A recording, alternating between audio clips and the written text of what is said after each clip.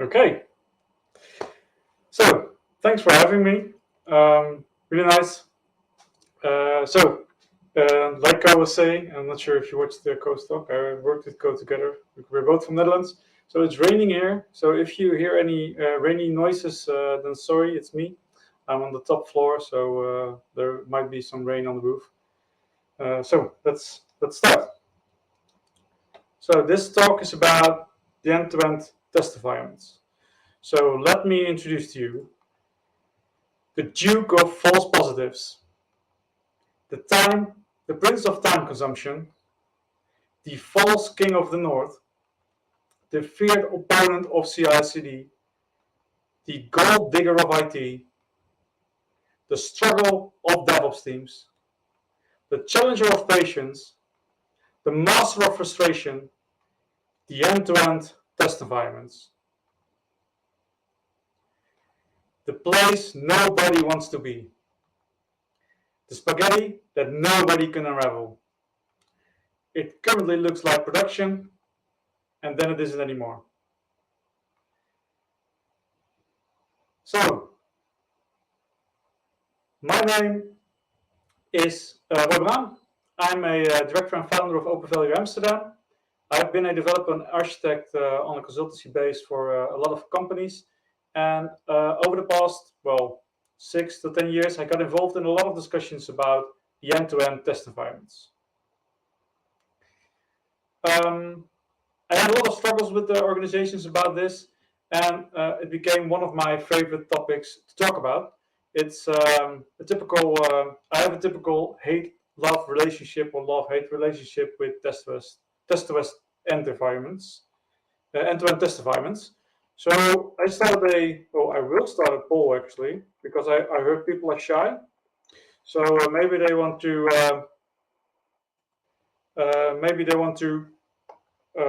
click the poll. So 1 minute.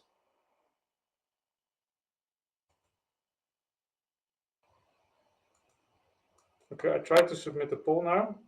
I hope it works. It doesn't. Okay, I'll try it again. 1 moment. Okay, it doesn't work. So sorry for that. Well, I'll create a poll because I'm interested to see if you like end-to-end test environments. I hear my voice is. Yes, I was going to say that there's something with the microphone. It's also transmitting a high pitch noise, which Is this better? Say something again. Is this one better? Yeah, way better. Okay, awesome. Thanks. Yeah, I have a couple of microphones, and I saw that the wrong one was connected. So sorry for that. No worries. And the poll, yes, we are aware of it. I tried something with it elsewhere. Okay, at least I tried.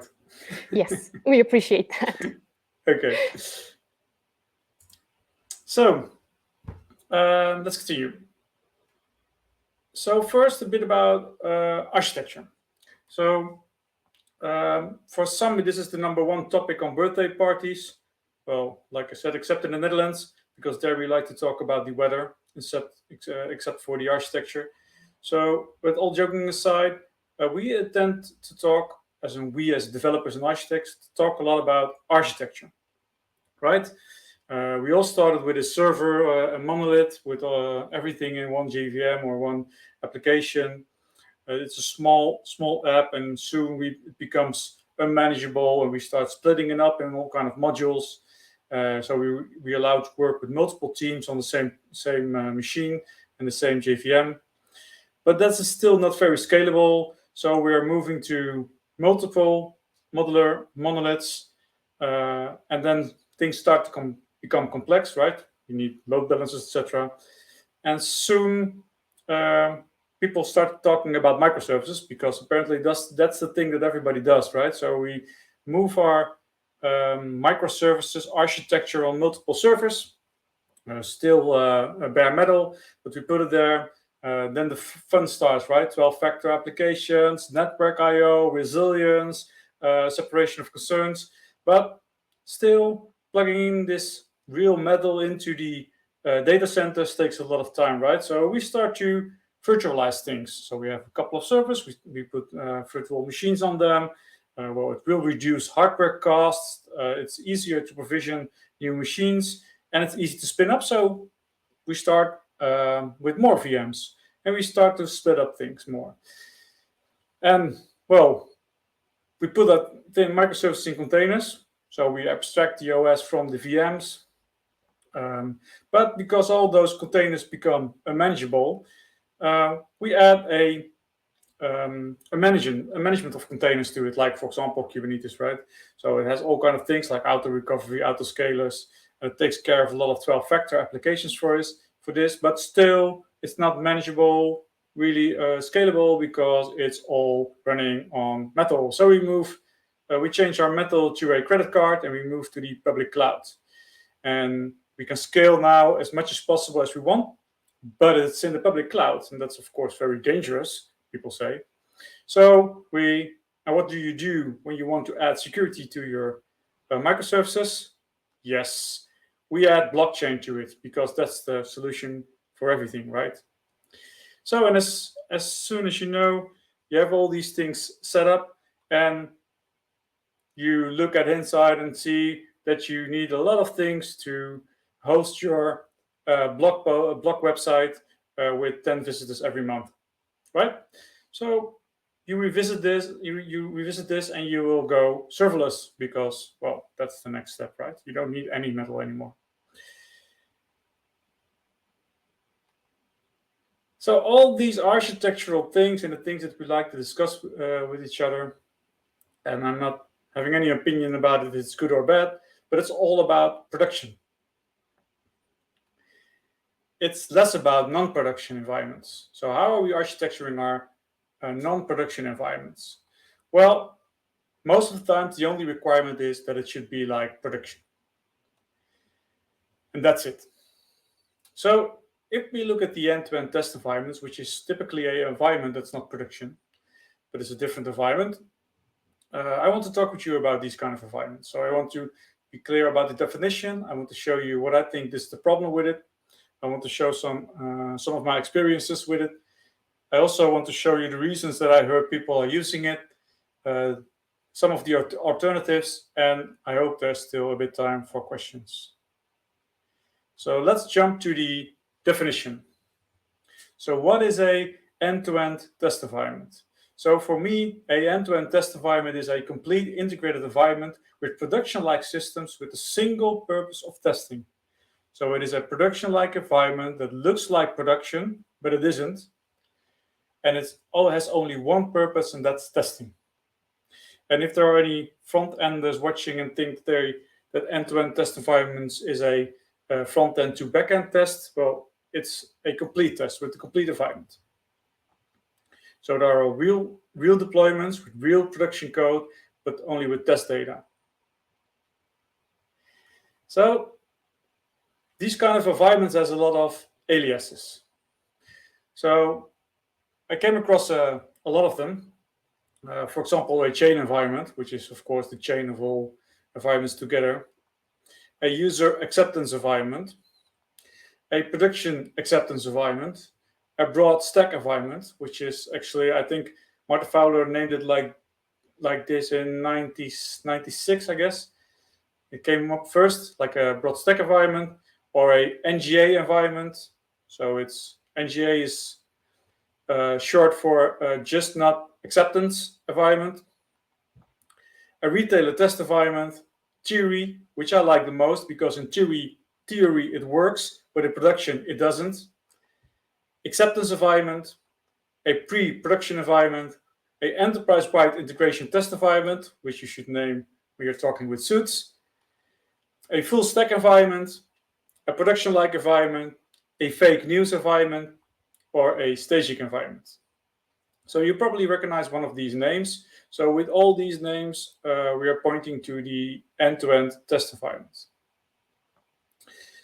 So if I miss a name, like an aliases that you know about and I don't, then please Twitter me. My Twitter handle is in the right corner, right bottom corner.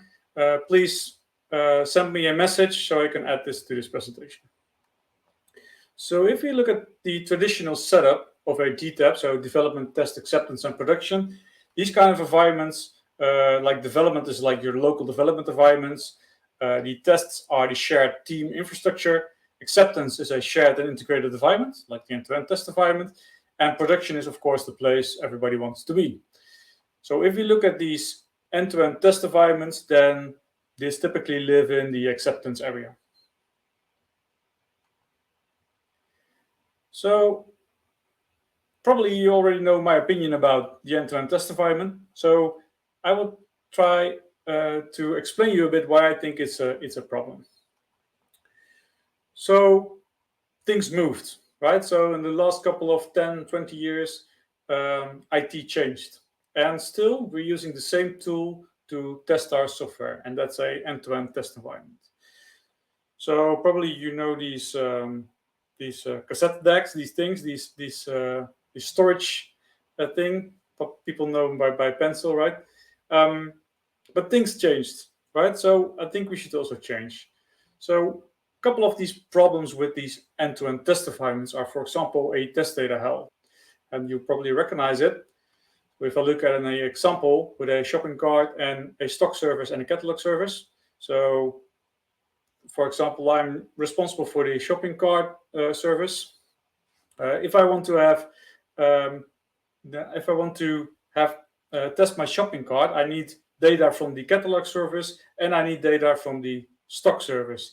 And not only that, if I consume the data, I also need to so I need to arrange my test data to make sure that if I have something in my shopping cart to check before I check out, I want to show information, right, from the catalog, which has all the information about products. But I also want to show the stock in the service, right? Because if it's not available, I want to show the customer that it will be delivered later. And if I'm consuming data, especially in this case for the stock service, if I consume stock, I have to rearrange my test data because the stock service is belonging to a different team. So I need to ask them to arrange test data again.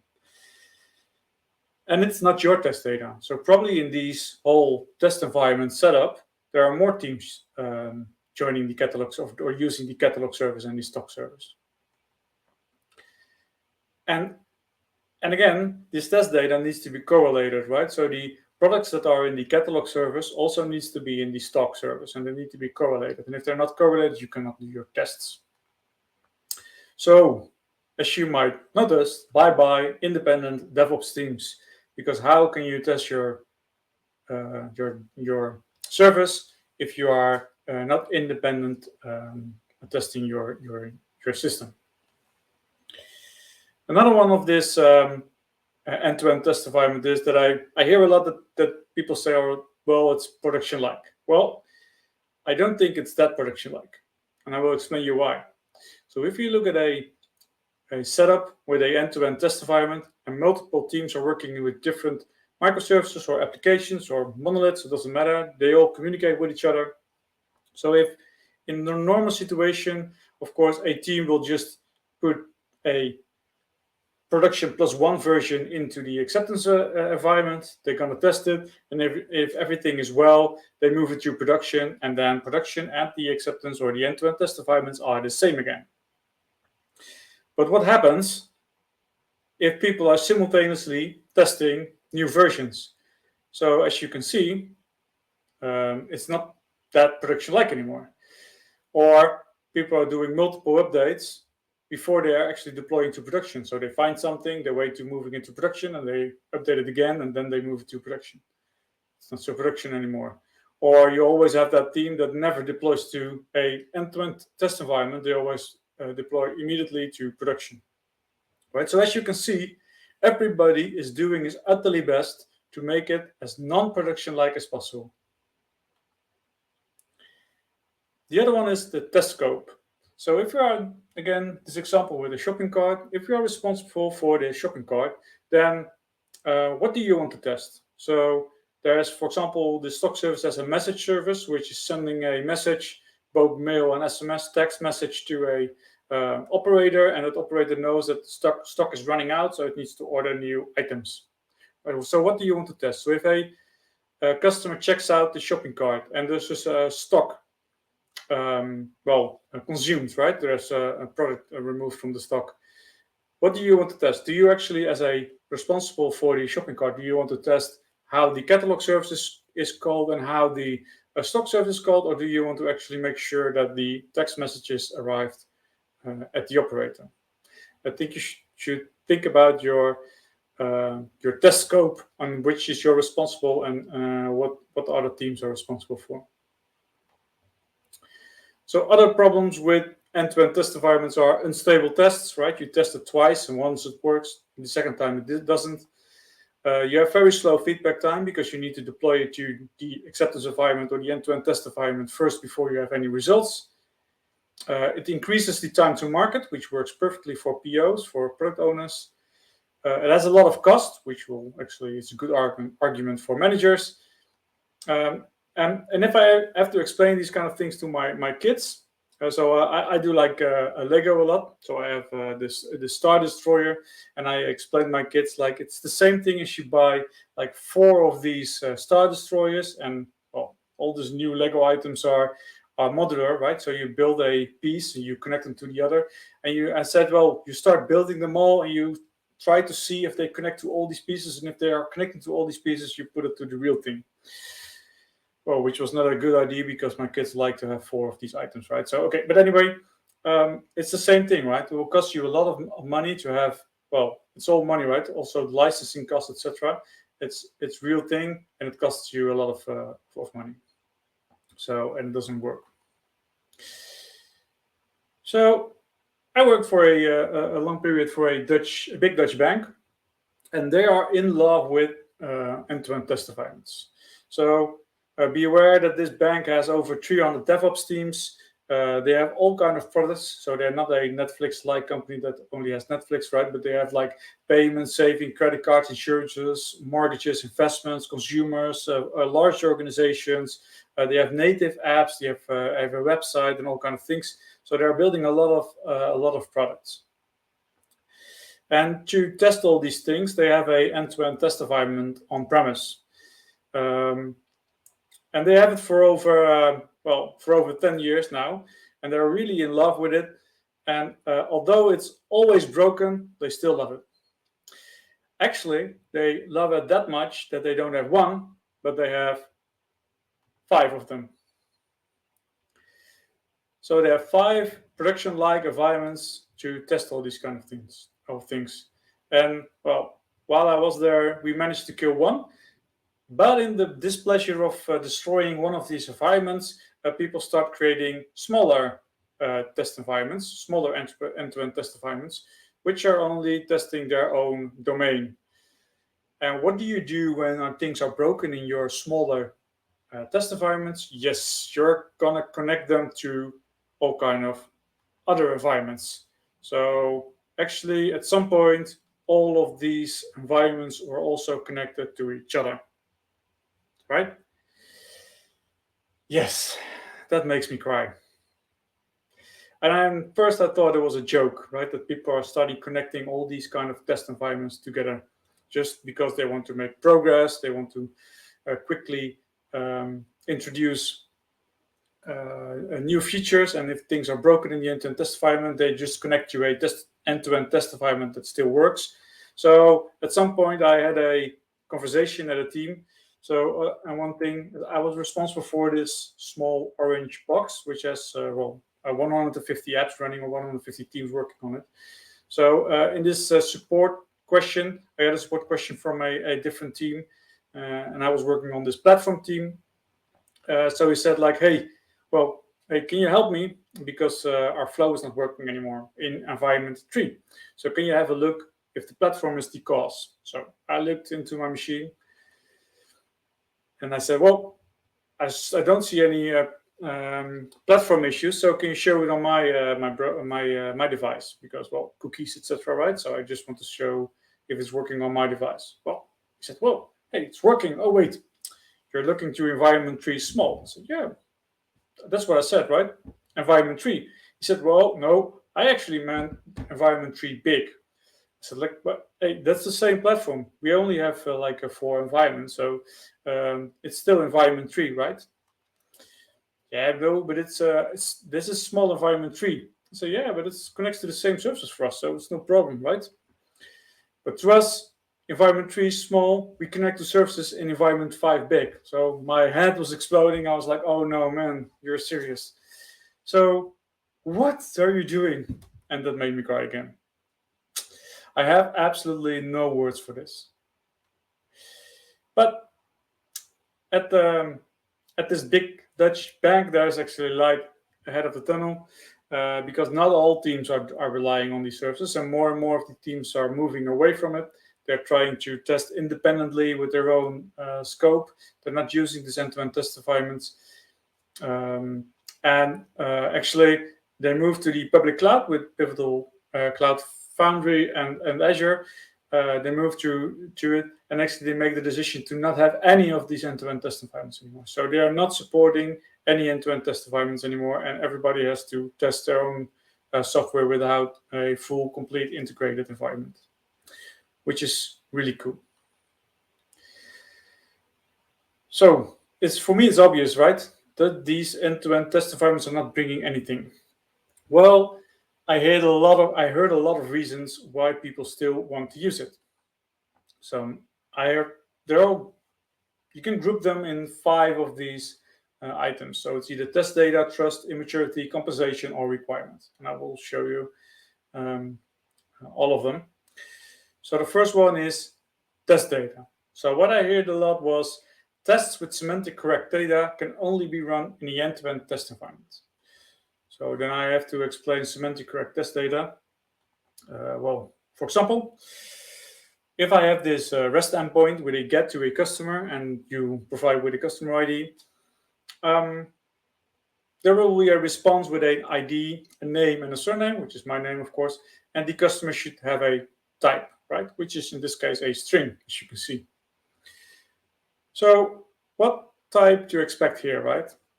Is it either a wholesale or a retail or a private or a boring customer or a bad customer or a greedy customer?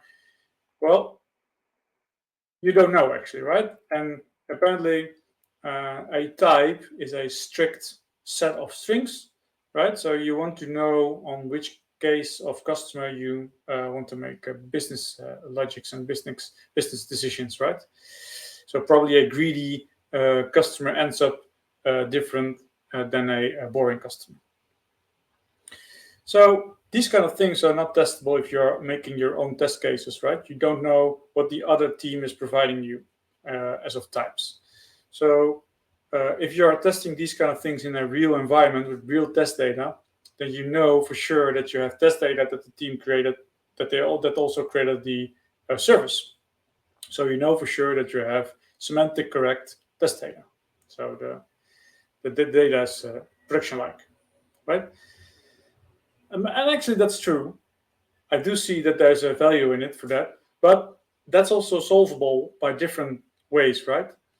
So you should make clearer specifications. So of course, in your specifications, you should also name which kind of types can be returned, and your contract should be stricter. So it can either be one of these strings and not a different string.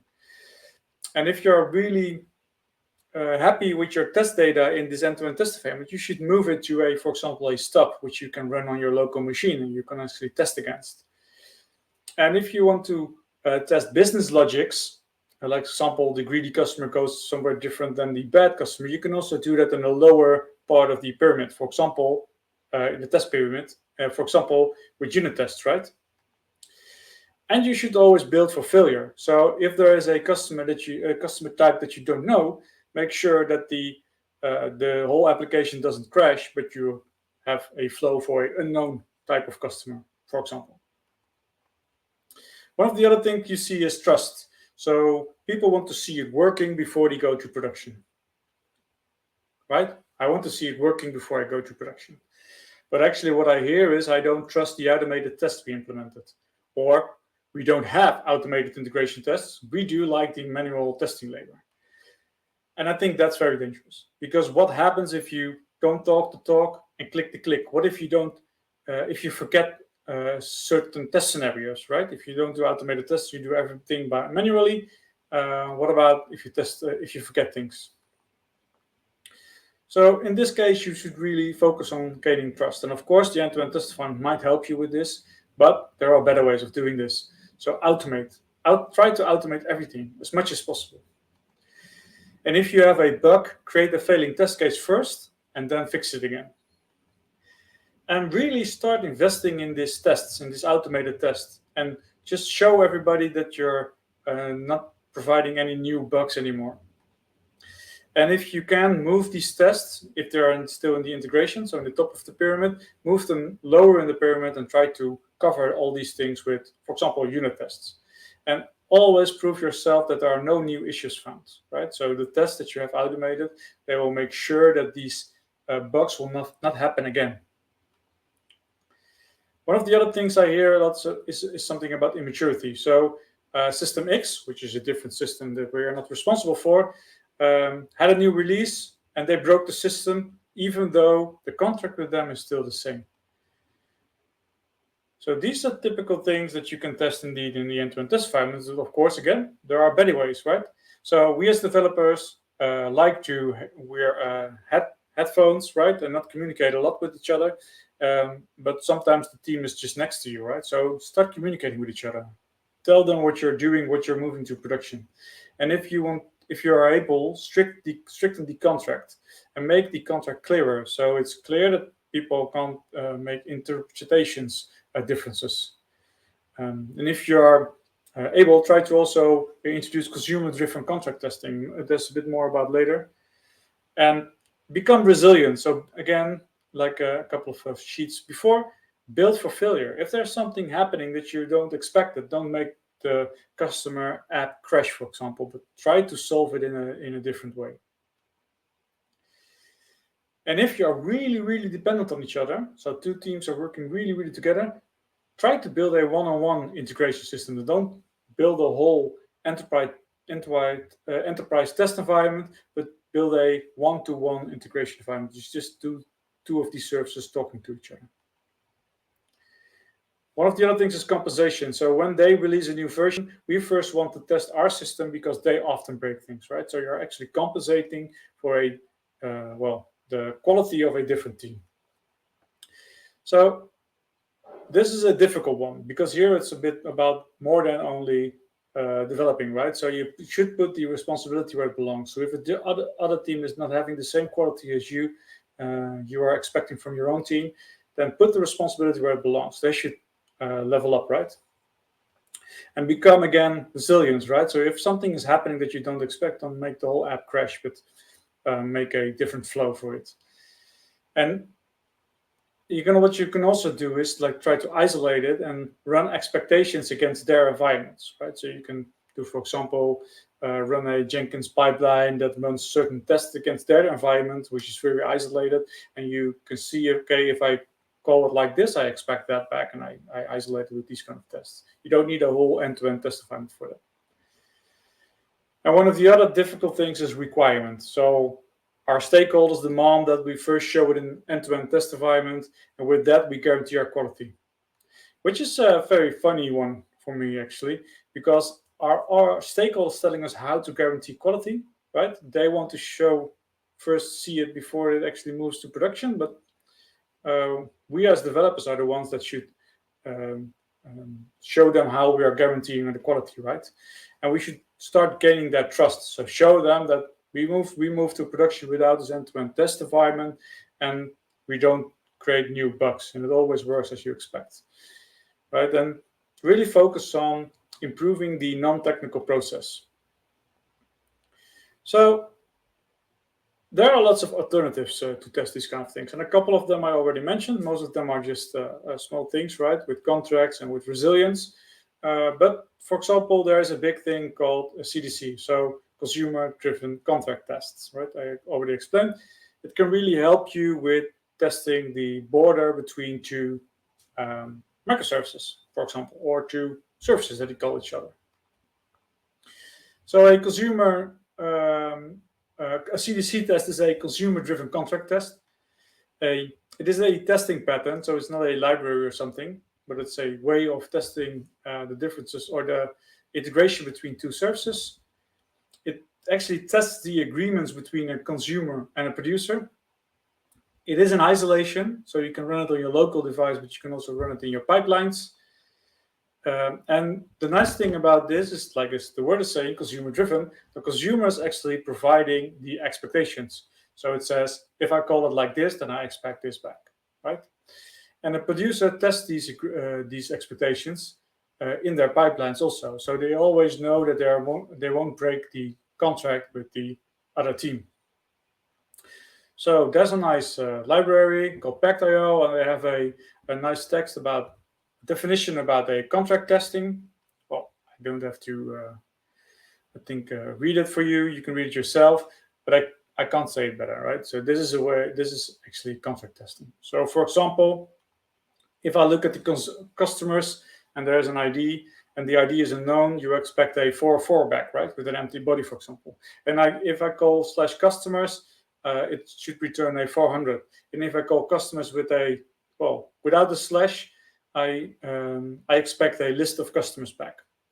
And if I call customers with an ID, I expect the HTTP 200 with a valid JSON body, for example. So these are all very simple, but very basic contract tests, right? This is the way that you use the consumer on the left side sends their expectations, and the producer can actually test with these expectations and make sure that they never break.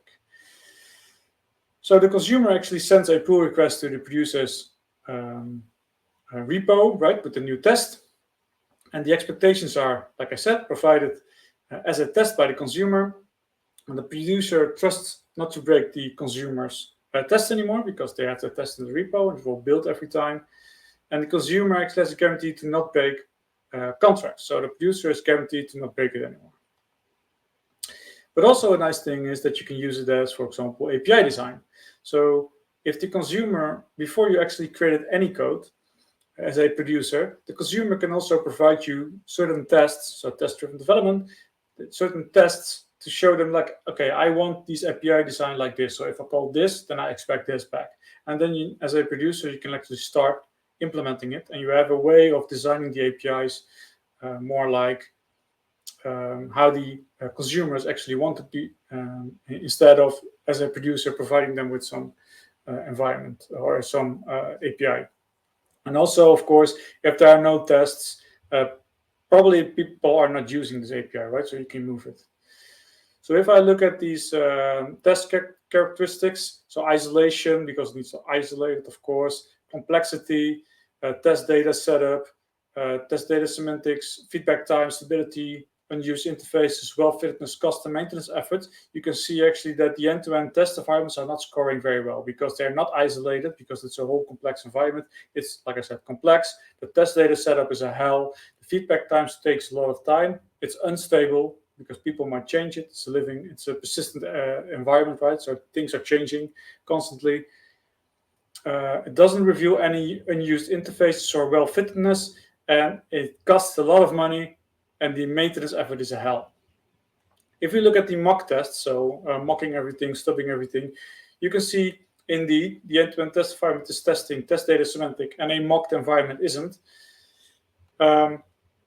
But it's scoring already a lot better. And if you look at the CDC tests, you also cover the review of unused interfaces, like I mentioned in the previous slide, and also the well-fittedness. Still, the test data semantic is a problem, of course, in this CDC test, but that's something that you should cover with, like I said in the previous slides, with more stricter contracts or stricter contracts. Some of these CDC tools are, for example, Spring Cloud Contract or Pact, but you can also implement it with Postman and Newman. Another way of alternative is to, well, actually something that you always should do, I think, is minimizing the risks. I hope I have time left. A bit. Okay, so minimize the risk when you deploy to production. So if you're skipping the end-to-end test environment, you're moving to production, you should minimize the risks as much as possible. So if you're putting something new in production, decouple your deployment from your release. So the code that you're actually putting in production is not doing something different while you're deploying it. But for example, with a feature toggle, you can turn on off the new release. So you have a certain function, you should toggle it with a feature toggle. So you first see if your deployment is working in the monitoring, and then you turn on the functionality and still see if it still works. Introduce something like best data groups. So a small group of customers, and maybe the employees that are using the product themselves, you should put them in a small test group and focus on monitoring and create thresholds in the alerts, right? So if something is happening, make sure that you are aware. And although we always want to roll forward, of course, also try to automate a rollback, because in some cases it's cheaper to just roll back your change. Other things are canary releases and blue-green deployments. I have 2 minutes left.